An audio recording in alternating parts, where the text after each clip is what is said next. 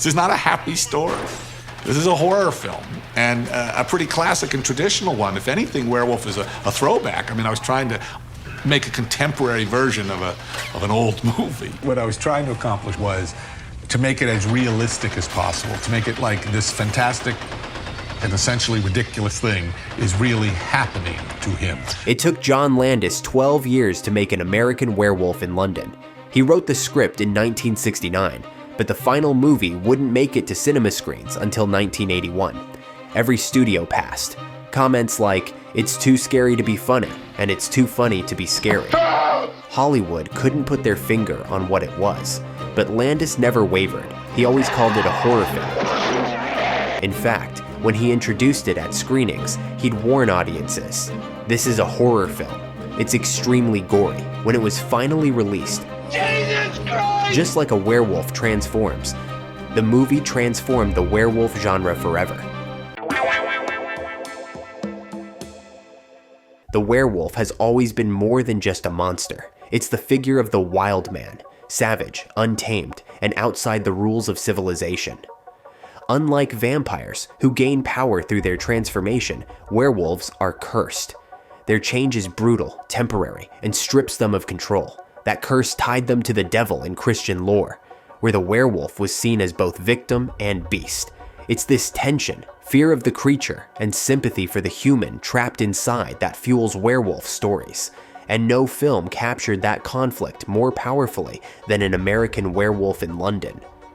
John Landis leaned into the horror of the curse, while never ignoring the absurdity of it. The result was a movie that shocked audiences, made them laugh. Excuse me, what's that scar on the wall for? Landis was just 19 years old when he came up with the idea. Working as a production assistant on Kelly's Heroes in Yugoslavia, after witnessing a traditional Roma funeral where a man was buried feet first at a crossroads, Landis was struck by the ritual and wondered what would happen if the buried man rose from the dead, leading him to focus on the international appeal and complex tragedy of the werewolf character, a concept he drew from 1941's The Wolfman. So I wrote it in '69. It actually got me a lot of jobs, that script, because it was very, very funny. By the late 1970s, he was Hollywood's hotshot. He had directed Animal House, one of the most profitable comedies of all time, and The Blues Brothers, a chaotic musical that showed he could manage big budgets and big spectacle. Now, finally, he had the leverage to make his werewolf story a reality. He was inspired by Lon Chaney Jr.'s portrayal of the tragic werewolf, which presented the character as a victim. Landis wanted to create a contemporary version of that story. It's why the film feels so unsettling. Just when you're laughing, he pulls the rug out and hits you with blood, gore, or tragedy. Landis also wanted authenticity. He insisted on filming in real locations in London, no easy task, given the city's strict rules on film shoots. He even convinced authorities to let him stage a bus crash and a pileup in the middle of Piccadilly Circus. We shot 2 nights, really only altogether about 4 hours in the real Piccadilly Circus. And then at a racetrack called Broadlands, we built the corner of Shaftesbury Avenue and Piccadilly up to 1.5 stories high. So the front of the theater and the corner and a traffic island. And we built the shawarma bar and the bureau de change. It's weird because it's the same place but different. And then there are the dream sequences. Nazi werewolves bursting into a family home. David hunting deer naked in the woods. Moments that feel surreal, absurd, and terrifying all at once. This was Landis's imagination in full-blown creative mode, his way of keeping the audience off balance. If you're enjoying this video, please hit the like and subscribe button for more deep dives on movies. Landis had waited for over a decade to make his werewolf movie. Now he had the chance. But for it to truly stand out, he needed one thing no one had ever seen before: an on-screen transformation that looked real. My sanity I'm beginning to worry about. The film begins on the misty Yorkshire moors. 2 American backpackers, David and Jack, wander into a small pub. The locals give them a blunt warning. Stay on the road. Keep clear of the moors. Beware the moon, lads. They don't. And when the full moon rises, something vicious tears into them. Jack is killed. David is mauled, but survives. David wakes up in a London hospital. He's confused, haunted by guilt, and plagued with nightmares. The dreams blur reality, leaving him and the audience unmoored. Then Jack returns, but he's not alive. His body is shredded and bloody, his skin hanging off his face. He warns David that he's cursed. Unless David dies, he will kill innocent people every full moon. Jack continues to reappear throughout the film, decaying more each time. He's sarcastic, even funny, but his appearance is grotesque. You're not real. Oh, don't be a putz, David. It's horror played with gallows humor, and it leaves the audience unsure whether to laugh or recoil. Meanwhile, David grows close to Alex, the nurse who tends to him. Their relationship anchors the story. It's tender, romantic, even hopeful, which makes what's coming all the more tragic. Then comes the full moon. Alone in Alex's apartment, David writhes on the floor as his body contorts. Bones stretch, skin bubbles, hair bursts through flesh. He becomes a werewolf in real time, in front of our eyes. It's brutal and painful. This moment redefined cinema, the way audiences saw the man become the monster. As a beast, David ravages the city. The climax erupts in Piccadilly Circus, where he causes a pileup of cars, buses, and panicked crowds. The police finally corner him in an alley. As Alex rushes to David, you think for a moment that, like many werewolf and monster tales, that love will prevail and stop the beast, but he goes to attack her and is shot dead. The screen cuts hard to black, and over the credits, we hear Blue Moon. Comedy slamming into tragedy, Landis' signature style. What makes the story of An American Werewolf in London work is this constant tonal collision. Absurdity undercut by horror. Tender romance shattered by violence. Jokes delivered by a rotting corpse. You're never allowed to feel safe, and that's exactly the point. If John Landis gave the film its voice, Rick Baker gave it its body. Baker was originally hired to do the effects for The Howling. He started developing new transformation techniques for it. But when An American Werewolf in London finally got the green light, Landis called him back. I'll turn this show over to Rob, and I'll do American Werewolf. Baker had been waiting over a decade to make that film. He left The Howling, handing it off to his young protege, Rob Bottin, who took what Baker started and delivered spectacular results. Rick Baker wasn't a studio insider. He was a fan, a teenage monster kid who built masks in his parents' kitchen and dreamed of bringing creatures to life, while other kids were playing with toys. He was sculpting materials and experimenting with fake blood. By his 20s, he was apprenticing under horror makeup maestro Dick Smith, the man behind The Exorcist. Monster movies are what got me into this business, and I especially liked, animal people like the Wolfman and the transformation. Baker's career took off. He designed an ape suit for Landis' first film, Schlock. He worked on King Kong in 1976. He contributed creatures for Star Wars and The Incredible Melting Man. By the late 70s, he was already regarded as the next great effects artist. When Landis called him back, his direction was simple. Because I want to see the skull change, and the big thing, I wanted it to be painful. For decades, filmmakers relied on cross-dissolves, a face slowly covered in fur, a snout fading in over frames. It was effective once upon a time. By 1981, it looked dated. Rick Baker's Oscar-winning makeup effects are the backbone of why the transformation sequence remains so unforgettable.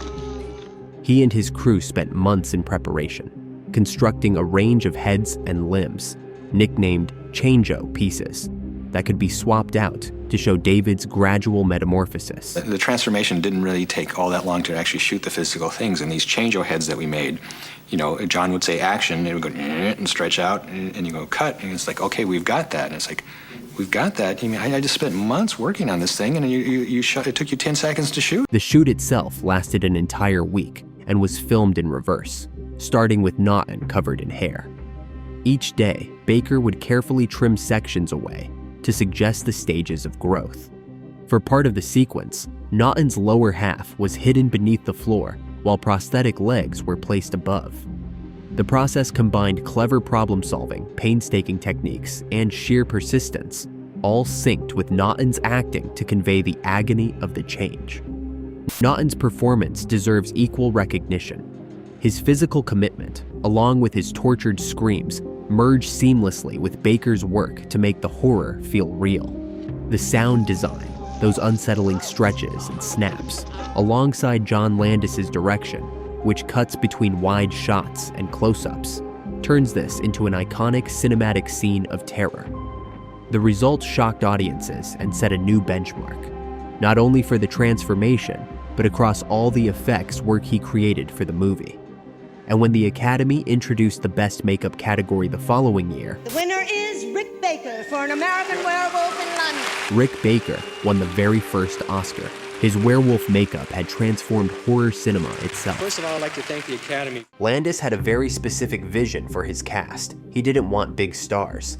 Instead, he was looking for people who felt real, kind of like ordinary tourists who'd stumbled into something they couldn't understand. That's how David Naughton landed the lead role. Most people knew him from catchy Dr. Pepper commercials. I'm a pepper, he's a pepper, she's a pepper. If you drink Dr. Pepper, you're a pepper too. But that everyman quality was exactly what Landis required. Griffin Dunn brought this perfect nervous energy to Jack. He could be funny one moment and genuinely unsettling the next, which really captured the film's tone. Now, Jenny Agutter was the exception to Landis's no stars rule, and for good reason. She'd already made her mark in films like The Railway Children, Walkabout, and Logan's Run. What she brought to the role of Nurse Alex was this emotional weight. Even when the story gets completely wild, her performance keeps you grounded in something that feels real. Then there's this absolutely bizarre moment where Frank Oz shows up as this bureaucratic embassy official. This is the guy who was the voice of Yoda, as well as Miss Piggy and Fozzie Bear. Seeing him play this uptight government worker adds this layer of surreal comedy that catches you completely off guard. This is a story you're gonna love to hear. That terrifying scene in the tube station, the businessman who gets stalked through those tunnels, is Michael Carter. He'd go on to join the Star Wars universe as Bib Fortuna in Return of the Jedi and play the ancient demonic entity in The Keep. John Woodvine plays Dr. Hirsch, the skeptical physician treating David. Woodvine was a familiar face in British television. His dry clinical delivery perfectly captures medical authority trying to rationalize the irrational. I'll be on my way then. Behind the camera, Robert Painter was handling the cinematography. Painter worked on everything from Superman 2 to The Pink Panther Strikes Again, and A Fish Called Wanda. He knew how to shoot any genre. His approach here is refreshingly straightforward, no fancy tricks or showy camera work, and was responsible for showing the werewolf transformation in bright light. What I was proposing for Rick is the worst possible thing you can do a makeup artist, which is no cutaways and harsh, bright, fluorescent light. Instead of your typical scary movie soundtrack, Landis made this brilliant choice to use upbeat, moon-themed pop songs. It creates this darkly ironic contrast that's both funny and disturbing, but when it came time for other moments, he knew he needed something different. So he brought in Elmer Bernstein. Bernstein was already a legend by this point. He'd composed scores for The Magnificent Seven, To Kill a Mockingbird, and The Great Escape. His work here is used incredibly sparingly throughout the film. Though Bernstein wrote and recorded music to accompany the transformation scene, the director chose not to use it. The 3-minute passage was eventually released by Bernstein under the title Metamorphosis. Another John Landis trademark he likes to slip in is his long-running in-joke, "See you next Wednesday," and in An American Werewolf in London. It shows up as the porn film playing in the Soho cinema, where David's final transformation takes place. Landis actually shot full scenes for the fake adult movie, making this one of the most elaborate versions of the gag. He used the title across many films in his career, from posters in Trading Places and The Blues Brothers, even as dialogue in Michael Jackson's Thriller. See you next Wednesday. Landis originally used the title, See You Next Wednesday, for a script he wrote but never produced as a teenager and kept dropping it into movies after that. One other mention is the dedication at the very beginning of the film for Jim O'Rourke.